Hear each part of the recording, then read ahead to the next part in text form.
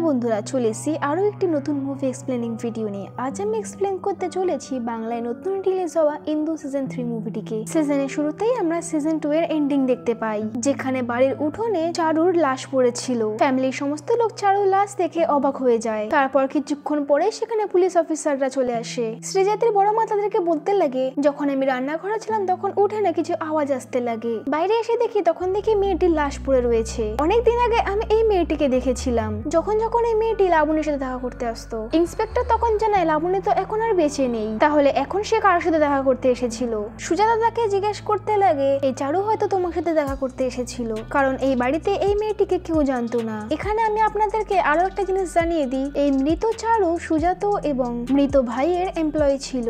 Inspector সুজাতাকে বলতে লাগে, সুজাতা তোমাকে আমার সাথে পুলিশ স্টেশন আসতে হবে। তখন ইন্দু বলতে থাকে যে ইন্সপেক্টর সাহেব, যখন চারু মরে গিয়েছিল তখন সুজাত আমার সাথেই ছিল। তখন ইন্সপেক্টর তাদেরকে জানায়, আমি শুধু ছানবিন করার জন্য তাকে থানায় নিয়ে যাচ্ছি, কারণ এই পুরো বাড়িতে চারু শুধু তাকেই জানতো। ইন্দু বলতে থাকে, আমি শুনেছিলাম কাকা এই মেয়েটিকে আমাদের বাড়ির বাইরে দেখেছিল। যদি সুজাতার এই মেয়েটিকে মারতে হতো তাহলে তার বাড়িতে তাকে মেরে ফেলতো, আমাদের বাড়িতে নিয়ে এসে মারার কি দরকার ছিল। ইন্সপেক্টর এবং তার পরিবারের লোকেরা সুজাতার বড় বাবার কাছে গিয়ে এই কথাই জিজ্ঞাসা করতে লাগে, তুমি চারু নামের একটি মেয়েকে বাড়ির বাইরে দেখেছিলে না, এখন সে মরে পড়ে রয়েছে। এটা শোনার পর সুজাতার কাকা অনেক বেশি অবাক হয়ে যায় যে এই বাড়িতে আরো একটা মৃত্যু হয়ে গেছে। হে ভগবান, এই বাড়িতে হচ্ছে এটা কি? হ্যাঁ, ওই মেয়েটা আমাদের বাড়ির দিকে তাকাচ্ছিল। ইন্সপেক্টর বলতে থাকে, আপনি শুধু আমাদেরকে এটাই বলুন এই মেয়েটি সুজাতার সাথে দেখা করতে এসেছিল কিনা, কারণ আমাদের নজরে এই সুজাতই রয়েছে। সুজাতার বড় বাবা বলতে লাগলো, না না, সুজাত এমনটা করতে পারে না, সে তো কাউকেই মারতে পারতো না, তাকে পুলিশ স্টেশনে নিয়ে যেও না। এবার তাকে ওভার রিয়েক্ট করতে দেখ সুজাত পুলিশ ইন্সপেক্টরকে বলে, আমি আপনার সাথে থানায় যেতে রাজি রয়েছি। তার কিছুক্ষণের পর সুজাত ইন্দুকে এসে বলতে লাগে, আমি তোমাকে এই বাড়ির গোয়েন্দা বানিয়েছিলাম, এখন তুমিই আমাকে বাঁচাতে পারবে। সুজাত চলে যাওয়ার পর মীর ইন্দুকে এসে বলে, আমি তোমাকে আগেও বলেছিলাম আমাদের দুজনকে একটা টিম হয়ে যাওয়া উচিত, কারণ এই বাড়িতেই আমরা দুজনেই শুধু বাইরের লোক, কিন্তু আপনি তো মানা করে দিয়েছেন। আপনাকে আরো একটা কথা বলবো, এই বাড়িতে দুটো কাহিনী রয়েছে, যেখানে দুটো কাহিনী এক জায়গাতে গিয়ে মিলিত হয়, সেখানে এই সমস্ত কাহিনীর মূল রয়েছে। কিন্তু বলতে লাগে, তোমার কিছু কথাই আমি বুঝতে পারলাম না। মীর বলতে লাগে, তুমি যতই কম বুঝবে সেটাই তোমার জন্য ভালো হবে, কারণ এমনিতেও তুমি আমার টিমে নেই।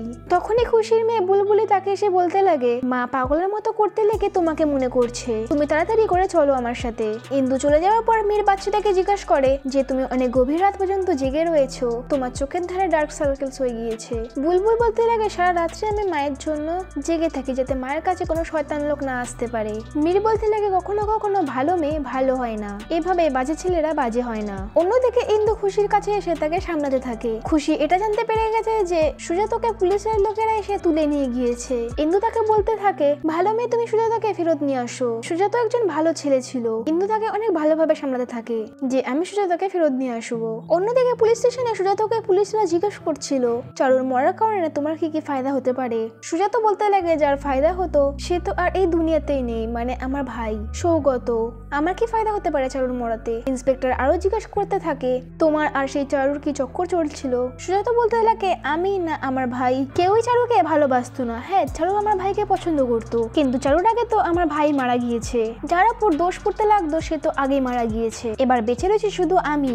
আপনার কাছে যদি কোনো প্রমাণ থেকে থাকে তাহলে আপনি আমাকে জেলে ভরতে পারেন। এবং হার মেনে সে বলতে লাগে, আমি চারুকে মেরে ফেলেছি। এরপর সকাল হওয়ার পর ইন্দু শাশুড়ি মা খুশির মা বাবাকে অনেক বেশি বকাঝকা করা শুরু করে দেয় যে আমি আপনাদেরকে আমাদের বাড়িতে থাকতে দিয়েছিলাম আর আপনারাই আমার বাড়িটিকে ধ্বংস করতে উঠে পড়ে লেগেছেন, আপনাদের কারণেই আজকে আমার ছেলে জেলে রয়েছে। কালকে আপনারা আমাদের বাড়ির মেন দরজা না বন্ধ করে ঘুমিয়ে পড়েছিলেন, যার কারণে সেই চারু নামের মেয়েটি আমাদের বাড়িতে ঢুকে মরে গিয়েছে। আপনারাই হয়তো চারুকে মেরে ফেলেছেন, তাই এক মুহূর্তের জন্য আপনারা আমাদের বাড়িতে থাকবেন না, বেরিয়ে যাও এখান থেকে, আপনাদের পাগল মেয়েকে নিয়ে এখান থেকে চলে যাও। খুশির মা বাবা ইন্দু শাশুড়ির পায়ে পড়তে শুরু করে দেয় যে আমাদেরকে ঘর থেকে বের করো না, আমরা কোথায় যেতে পারি। তখন ইন্দু এসে তাকে বলতে লাগে, বড় বাবা এরকম লোকের পায়ে পড়ো না। তখন ইন্দু শাশুড়ি মা বলতে লাগে, বাবা তুমিও আমার বিরুদ্ধে হয়ে গিয়েছো, প্রথমে তো তোমাকে ঘর থেকে বের করা উচিত, তোমার স্বামী তো মরে গিয়েছে না, তাহলে তুমি এখনো কেন এখানে রয়েছো, তুমিও বেরিয়ে যাও আমার বাড়ি থেকে। তখন মীরও বলতে লাগে, তুমি কেন সবাইকে এভাবে বাড়ি থেকে বের করে দিচ্ছ। ইন্দু শাশুড়ি মা এই মীরকেও বকাঝকা শুরু করে দেয়, তুমিও জব হারানোর পর দিনের পর দিন এরকম শাশুড়ি বাড়িতে এসে পড়ে খাওয়া দাওয়া করছো, তুমিও তোমার বউ বাচ্চার সাথে এখান থেকে বেরিয়ে যাও। আমি সব জানি তোমাদের প্ল্যান, তোমরা আমাদের দোকান এবং প্রপার্টি গুলোকে ছিনিয়ে নেওয়ার ধান্দায় রয়েছো। পুষি জিজ্ঞেস করতে লাগে, মা আমরা কোথায় যেতে পারি। পুষির মা বলতে লাগে, আমি এসব ব্যাপারে কিছু জানি না, তুমি তোমার স্বামীর সাথে এখান থেকে বেরিয়ে যাও, এই বাড়িতে কেউ থাকবে না। আমি আর শুধু কামভাই থাকবে সেখানে। সেই সময় ইন্দুর শাশুড়ি মা ইন্দুর মাকে ফোন করে জানায়, আপনি ফটাফট করে আমাদের বাড়িতে এসে আপনার মেয়েকে নিয়ে যাবেন। এবার আপনার মেয়ে আমাদের বাড়িতে এক মুহূর্তের জন্য থাকবে না। কিন্তু ইন্দু তার শাশুড়ি মার কাছে এসে জানাতে থাকে, মা আমাকে বিকেল পর্যন্ত সময় দাও, আমি সুজাতাকে মুক্তি দিয়ে দেবো। আপনার কাছে যে লয়ারের নাম্বার রয়েছে সেটা আমাকে দাও। কিন্তু প্রথমে তো ইন্দুর শাশুড়ি মা এটার জন্য রাজি হলো না, কিন্তু তার ছেলেকে বাইরে বের করানোর জন্য ইন্দুকে বলতে থাকে, তোমার কাছে শুধু বিকেল পর্যন্ত টাইম আছে, আর হ্যাঁ সুজাতা যখন বাইরে বেরোবে তার থেকে তুমি দূরেই থাকবে। তারপর ইন্দু লয়ারের সাথে পুলিশ স্টেশনে আসে এবং সুজাতাকে মুক্তি দেওয়ার কথা বলতে লাগে যে সুজাতার উপর আমরা কোনো এভিডেন্স পাইনি, কিন্তু সুজাতা নিজে থেকেই কবুল করে নিয়েছে যে সে চারুকে মেরে ফেলেছে। ভালো হয়েছে আমি সুজাতার স্টেটমেন্ট রেকর্ড করে নিই। এরপর লয়ার কেসটাকে ঘোরানোর জন্য ডাক্তারের সার্টিফিকেট দেখাতে লাগে যেখানে সুজাতা একটু মেন্টালি ডিস্টার্ব রয়েছে। কিন্তু যখন সুজাতাকে আবার বাড়ি ফিরিয়ে নিয়ে আসছিল তখন সুজাতা তাকে জিজ্ঞাসা করে, আপনি আমাকে কেন বাঁচিয়েছেন? তখন ইন্দু জানায়, তুমি অন্যের দোষ নিজের উপর কেন টেনে নিয়েছো? তখন সে জানায়, পুলিশ অফিসাররা কোনো না কোনো সময় আমার উপর একটি সবুত পেয়েই যাবে, হয়তো তার জোরেই আমাকে সে কখনো কখনো গ্রেফতার করে নেবে, তখন আমাকে কিভাবে বাঁচাবে? সুজাতা তখন বাড়িতে ঢোকে তখন তার মা মন্দিরে ছিল, নিজেদের বাড়ির মন্দিরে। সুজাতাকে বাইরে দেখে সে অনেক বেশি খুশি হতে লাগে এবং ইন্দুকে এসে জানায়, তোমার টাইম শেষ হয়ে গিয়েছে, তোমাকে বলেছিলাম না তুমি আমার ছেলের থেকে দূরে থাকবে। তারপর ইন্দু সেই পূজার মন্দিরে ঢুকে পূজা পাঠ করতে থাকে। তখন সেখানে সে একটি বইয়ের মধ্যে ছোট নোট দেখতে পায়, যে নোটের মধ্যে লেখা ছিল সে যদি সবাইকে বাঁচাতে চায় তাহলে আজকে রাতে টেরেসে আসো। ইন্দু ভাবতে লাগে, আমার আগে তো শাশুড়ি মা এই ঘরে ছিল, তাহলে হয়তো এই নোটটি আমার শাশুড়ি মায়ের জন্য। তারপর সুজাতা এটা জানতে পারে তার মা ঘরের সমস্ত লোকেদেরকে বাইরে যেতে বলেছে।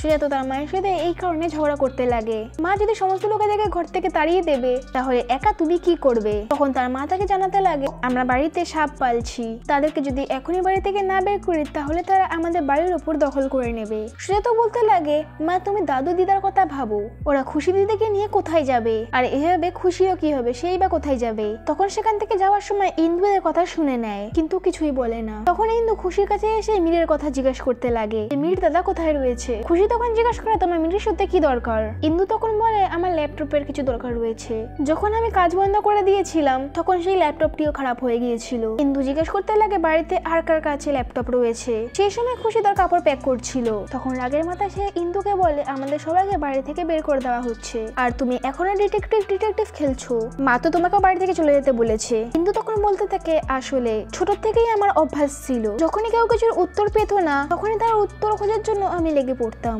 আর এমনিতেও তুমি এখন কোথায় যাবে? খুশি বলতে লাগে, আমি কোথায় বার যাব? যদি আমি ব্যাগ নিয়ে বেরিয়ে যেতে লাগি তাহলে হয়তো আমার মায়ের মন গলে আমাকে আটকাতে লাগবে, আর হয়তো ভাইয়েরও একটা ল্যাপটপ রয়েছে। এটা শোনার পর ইন্দু অনেক শকড হয়ে যায়, কারণ ইন্দু এই ল্যাপটপের ব্যাপারে জানতোই না। ইন্দু ফটাফট করে তার ঘরে এসে ল্যাপটপটি খুঁজতে লাগে। তখন সুজাতা ইন্দুর কাছে এসে জিজ্ঞাসা করতে লাগে, বৌদি কি খুঁজছো? ইন্দু বলতে লাগে, আমি এখনো জানি না তোমার দাদার ল্যাপটপ কোথায় রয়েছে, আমার ল্যাপটপে কিছু কাজ ছিল, তোমারও একটা ল্যাপটপ ছিল না, তুমি ডিটেকটিভটার মতো সমস্ত রাজ বের করে নেবে। সুজাতার কথায় ইন্দু আরো জানতে পারে যে খুশির কাছেও একটি ল্যাপটপ রয়েছে। তারপর ইন্দু সুজাতাকে সে নোটটি দেখাতে লাগে যেটাকে সে মন্দিরে পেয়েছিল এবং জানায়, এই নোটটি তোমার মায়ের জন্য ছিল, কিন্তু ভুল ভবিষ্যতে এটি আমি পেয়ে গিয়েছি, এবার আমি তো এখান থেকে চলে যাচ্ছি, তাই তুমি তোমার মাকে সামলাও। সেই সময় সেখানে গৌর কাকা অর্থাৎ বাড়ির কাজের লোক খুশির মা বাবার কাছে এসে পৌঁছায় এবং তাদের কাপড় চাপড় গোছাতে সাহায্য করে। গৌর কাকার আওয়াজ শুনে ইন্দু ফটাফট তার কাছে চলে আসে এবং গৌর কাকাকে আটকাতে লাগে যে কাকা কাকি এখান থেকে কোথাও যাবে না, আমি মায়ের সাথে কথা বলে নেবো, প্লিজ তুমি এখান থেকে যাও। তারপর কিছুক্ষণের পর ইন্দুর মা তাকে নিতে আসে। ইন্দু বলে, মা তুমি 5 মিনিট দাঁড়াও, আমি আসছি। এভাবে ইন্দু তার শাশুড়ি মার কাছে গিয়ে বলে নোট দেখাতে লাগে এবং তাকে জানায়, কেউ আপনাকে মাঝরাতে ট্রেসে রেখেছে, এটাতে এটাই লেখা আছে, আপনি যদি সবাইকে বাঁচাতে চান তাহলে মাঝরাতে ট্রেসের উপর আসো। এটা দেখার পর সুজাতার মা অনেক বেশি অবাক হয়ে যায়। সুজাতার মা তো ইন্দুর উপরে সন্দেহ করা শুরু করে দেয় যে তুমি হয়তো আমাকে ভয় দেখানোর জন্য এটা দেখাচ্ছ। ইন্দু বলে, আমার যদি ভয় দেখানো হতো তাহলে আমি আমাকে ভয় দেখিয়ে দিতাম, আর এমনিতেও এই প্রবলেমটি এখন আপনার, আমি তো চলে যাচ্ছি। ইন্দু শাশুড়ি মা মনে করতে লাগলো এবার কি সমস্যা আসতে চলেছে। সেই সময় সুন্দরী ইন্দুর মায়ের মাথা টিপে দিতে লাগছিল। ইন্দু এই তেলের বোতল দেখার পর সুন্দরীকে জিজ্ঞেস করতে লাগে, আমি এই তেলটি খুশির ঘরে দেখেছিলাম। সুন্দরী বলতে লাগে, এই তেল তো সবাই ব্যবহার করে, বড় বাবা তো এই তেলটিকে বিক্রি করে। তারপর ইন্দু এবং তার মা সেখান থেকে চলে যেতে লাগলো। আর কিছুক্ষণ পর গৌর কাকা সুজাতার মায়ের কাছে এসে পৌঁছায় এবং তাকে ঘুম থেকে জাগাতে লাগলো, কারণ তাকে জানিয়েছিল ঠিক 12টার সময় আমাকে ঘুম থেকে ভাঙিয়ে দেবে, কারণ আমাকে টেরেসের উপর যেতে হবে। সে মাঝরাতে তার বাড়ির টেরেসের উপর যেতে লাগে। অবাক করা বিষয় হলো তার পিছনে গৌর কাকাও যেতে লাগলো। আর আরো অবাক করা বিষয় হচ্ছে তার পিছনে সুজাতা এবং ইন্দুও ছিল, কারণ ইন্দু বাড়ি থেকে চলে যাওয়ার নাটক করেছিল কিন্তু সে যায়নি। এবং তারা গৌর কাকাকে জিজ্ঞেস করতে লাগে আপনি এখানে কি করছেন? টেনিসে আসা সুজাতার মা নয়, আসলে সুন্দরী ছিল। গরু কাকা বলতে লাগে মা তো অনেক বেশি গভীর ঘুমে ছিল, উনি আমাকে বলে যে তুমি আমার বদলে টেরিসে যাও এবং গিয়ে দেখো আমাকে কে ডেকেছিল। সুন্দরীকে ইন্দুর পাঠিয়েছিল। সেই সময় খুশি অনেক জোরে চিল্লানোর কারণে সমস্ত লোক খুশির মায়ের ঘরে যায়। সেখানে গিয়ে দেখা যায় যে ইন্দুর শাশুড়ি মায়ের মুখে অনেক বেশি তেল ছিল। পরিবারের লোকেরা খুব তাড়াতাড়ি করে তাকে হসপিটালে নিয়ে যায়। ওখানে ডক্টর বাইরে এসে জানাতে লাগে তার পেটে অনেক বেশি তেল ছিল এবং সেই তেলের মধ্যে বিষও ছিল। আমরা সমস্ত তেলটিকে বের করে ফেলেছি, জ্ঞান ফেরার পরেই আমরা সবকিছু বলতে পারবো। ইন্দু খুশির কাছে এসে জিজ্ঞাসা করতে লাগে তুমি সেই সময় তোমার মায়ের কাছে কেন গিয়েছিলে? খুশি বলতে লাগে আমার মাথা ব্যথা করছিল, সেই জন্য আমি তেল নেওয়ার জন্য গিয়েছিলাম। ইন্দু বলতে লাগে সেই নোটটি হয়তো তুমি তোমার মায়ের জন্য রেখেছিলে, নিজের মাকে ধমকানোর জন্য। তারপর 12টা বাজার পর তুমি তোমার মাকে চেক করার জন্য গিয়েছিলে যে তোমার মা টেরেসের উপর গিয়েছিল কিনা। ভালো হয়েছে তুমি তোমার মায়ের রুমের কাছে গিয়েছিলে, তাহলে তো আমরা তোমার মায়ের ব্যাপারে জানতে পেরেছি। আমি জানি কোনো মেয়ে তার মাকে মারতে চাইতো না। খুশি তখন সত্যিটা বলে ফেলে এবং বলে হ্যাঁ আমি সেই নোটটি লিখেছিলাম আমার মাকে ভয় দেখানোর জন্য, কারণ সে সমস্ত ঘরের লোকেদেরকে বাইরে বের করতে চেয়েছিল। যদি আমার মা একা থাকে তাহলে তার বিপদ হতে পারে, কিন্তু আমি ভাবিনি আমার মায়ের সাথে এরকম হতে পারে। তারপর পুরো পরিবারের লোকেরা বাইরে চলে আসে। সুজাতা গরু কাকাকে বলতে লাগে বড় মায়ের সমস্ত জিনিসপত্র তার ঘরে রেখে দাও, এই ঘর থেকে কেউ বাইরে যাবে না। তখনই ইন্দু গরু কাকাকে জিজ্ঞাসা করতে লাগে তখন সেখানে তেলের শিশি কটা ছিল। তখন গরু কাকা বলে সেটাতে একটা বড় কেস ছিল এবং সেটাও সিল করা ছিল এবং গরু কাকা সেই কেসটিকে ইন্দুর সামনে নিয়ে আসে, কিন্তু এই কেসটি ওপেন হয়ে গিয়েছিল এবং তার মধ্যে থেকে 3টি বোতল মিসিং ছিল। ইন্দু তখন সুন্দরীকে ডেকে জিজ্ঞাসা করে মা এই তেলটিকে কবে থেকে ব্যবহার করছে? সুন্দরী বলতে থাকে অনেক দিন থেকে। আমি যখন মায়ের মাথায় মালিশ করি মা তখন ভালোভাবে ঘুমিয়ে পড়ে। আমিও একবার সেই তেলটিকে মাথায় লাগিয়েছিলাম, অনেক বেশি ঘুম পেয়েছিল, আমার মনে হয়েছিল কোনো নেশা হয়ে গিয়েছে। কিন্তু ভাবতে লাগে এই তেল খেয়ে কি থোড়ি না কেউ মরতে পারে, আর না তো এই তেলের মধ্যে কেউ বিষ মিশিয়েছে। তারপর ইন্দু এই কথাটা সুজাতার কাছে এসে জিজ্ঞাসা করতে লাগে যে চারুর ডেড বডি পাওয়ার আগে তুমি আমার কাছে এসে একটা কথা জিজ্ঞাসা করেছিলে যে তুমি বিয়েতে ইচ্ছা করে আমার বোনের বর অঞ্জনকে ডেকেছিলে কারণ তুমি তোমার ভাইকে পানিশ করতে চেয়েছিলে। কেন তুমি তোমার ভাইকে সাজা দিতে চেয়েছিলে? সুজাতা বলতে লাগে সৌগত এবং লাবণী ধাতুরার পয়জনের জন্য মারা গিয়েছে, কিন্তু বৌদি আমি প্রত্যেকদিন মরছি।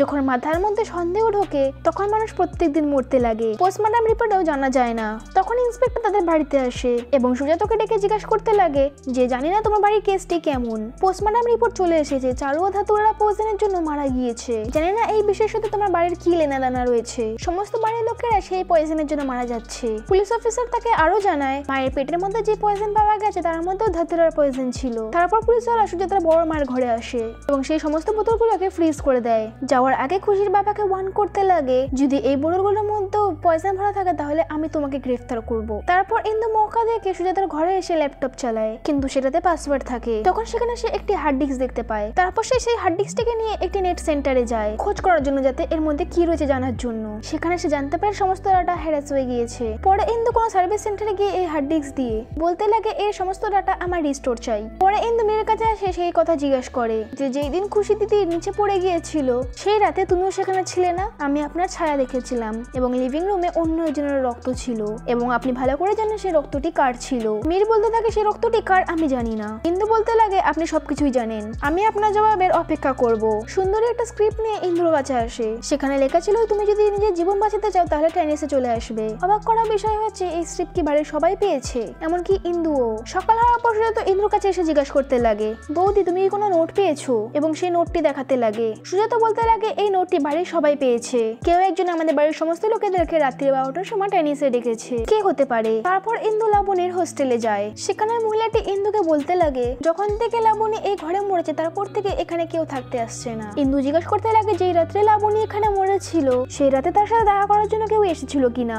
মহিলাটি তখন তাকে জানায় সেই রাত্রে আমি তাড়াতাড়ি শুয়ে পড়েছিলাম, কিন্তু লাবণীর রুমের সামনে মানুষী নামের একটি মেয়ে থাকতো, সে মাঝরাত পর্যন্ত পড়তে থাকতো, হয়তো সে কিছু জানে। সেই ঘরে কিছু ইনপুটস দেখে, চুপচাপ সেগুলোকে তার ব্যাগে ঢুকিয়ে নেয়। অন্যদিকে সুজাতা খুশির মা বাবার কাছে এসে পৌঁছায় এবং বলতে লাগে ইন্সপেক্টর সাহেব আমাকে ফোন করেছিল এবং বলতে লাগে সে বোতলের মধ্যে বিষ নেই। তারপর খুশির মা বাবা তাকে সেই নোটটি দেখাতে লাগে, যে নোটটি ইন্দু, সুন্দরী এবং আমার কাছেও রয়েছে। সুজাতা তাদের দুজনকে হৌসলা দিয়ে সেখান থেকে চলে যায়। অন্যদিকে ইন্দু লাবণীর বাবার সাথে দেখা করতে যায় এবং তাকে জিজ্ঞাসা করতে লাগে আপনি কি জানতেন লাবণী প্রেগনেন্ট ছিল? লাবণীর বাবা বলতে লাগে আমার মেয়েকে তারা যখন ঘর থেকে বের করেছিল তখন বলেছিল আপনার মেয়ের অ্যাফেয়ার চলছে। ইন্দু লাবণীর বাবাকে একটি ডিসচার্জ নোট দেখাচ্ছিল যে সুজাত আগে থেকে জানতো লাবণী প্রেগনেন্ট ছিল এবং সে আগে থেকে জানতো তার বাচ্চার বাপ সুজাত ছিল না।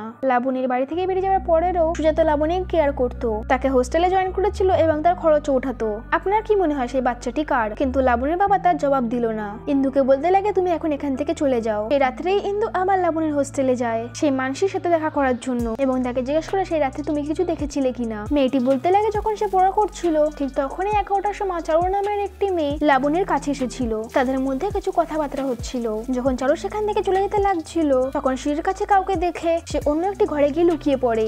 এরপরে কি হয়েছিল সেটা আমি আর জানি না, কারণ তারপরে আমি পড়াতে অনেক মন দিয়ে দিয়েছিলাম। ইন্দু অনেক অবাক হয়ে যায় কারণ লাবণী এবং চারু অপরকে চিনতো। তারপর ইন্দু বাড়ি এসে খুশির কাছে পৌঁছয় যেখানে খুশি এবং তার মেয়ে খেলছিল।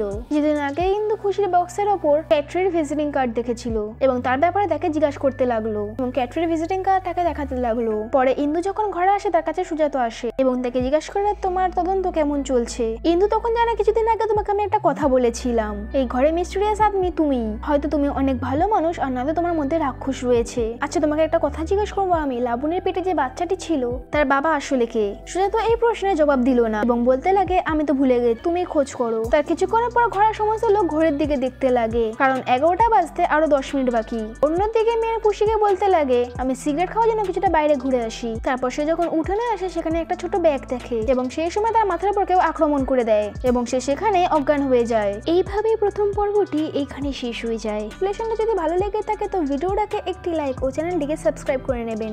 দেখা হচ্ছে নেক্সট কোনো ভিডিও। ততদিনের জন্য ভালো থাকুন, সুস্থ থাকুন।